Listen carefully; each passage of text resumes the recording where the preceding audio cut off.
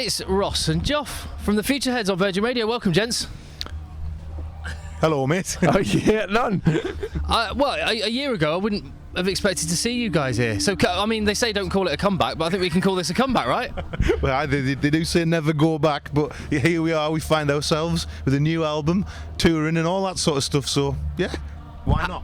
And how did that come about, guys? Who was the first one to pick up the phone, or who got the itchy feet? It's weird. You get asked that a lot, don't you? Like, who was the one who picked up the phone? I think Rossi's like the Howard of the group, you know, from Take That. He'd never let the dream die. Shut up. No, but basically, we just kind of stopped doing it. We didn't have a fallout or anything like that. Do you know what I mean? It was just a point of like, oh, we need to have a little bit of a break. And then it just got to the point where we would meet up for a beer and stuff, and we were all a little bit more into it. And I remember Ross and Barry had a bit of a chat, and then I got a phone call saying, would you be up for having like a get together? And Dave's up for it. Would you be up for it? So everyone just wanted to do it, really.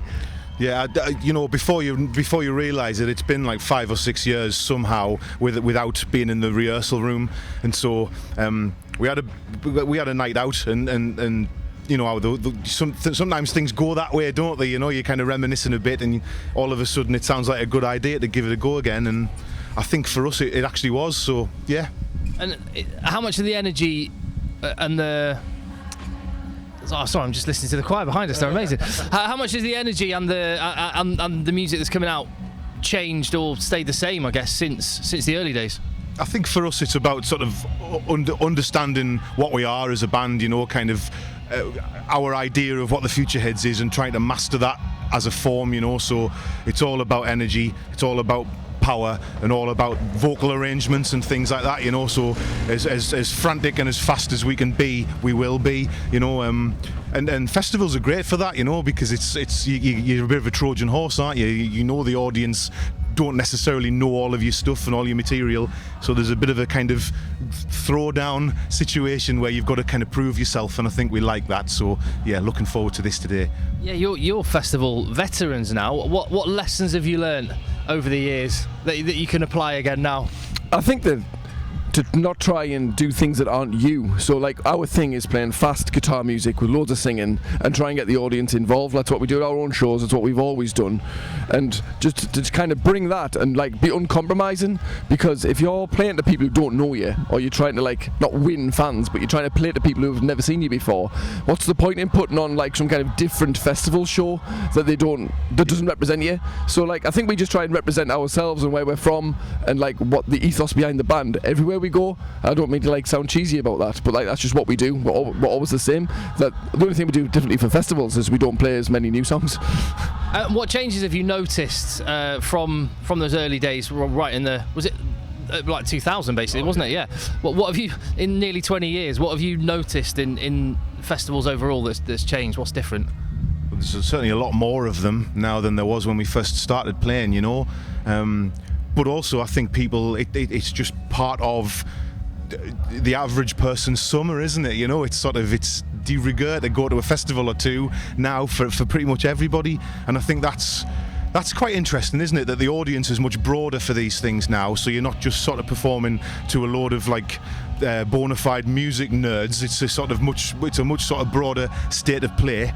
And I think that's something that you learn to enjoy as well, because, well, I mean, festivals encompass everything now, don't they? You come here, it's about literature and about theatre and about all kinds of other art forms. It's not just music, it's a sort of whole artistic and cultural thing.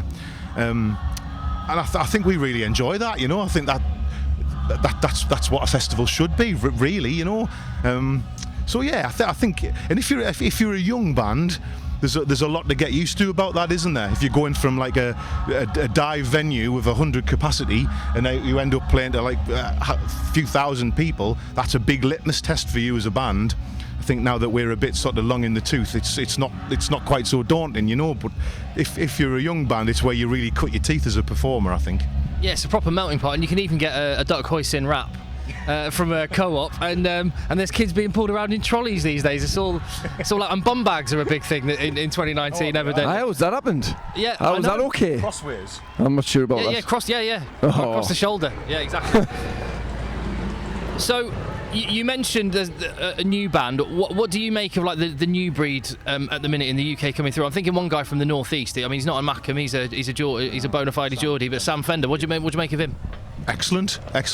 You know what? We don't know him personally, but I think he comes across like a lovely boy, and his music's good, and people seem to be going nuts for him. So fair play. Really enjoy it, man. Just make the most of it. And you know, I'm looking forward to this album coming out, because his first album's not even out yet, is it? So that'll be good. The northeast's a little bit of a sort of well, Britain in general, the regions are all like little republics, aren't they? You know, so we get very kind of territorial, high partisan about the artists that come from there. You know, so we're all rooting for him, absolutely.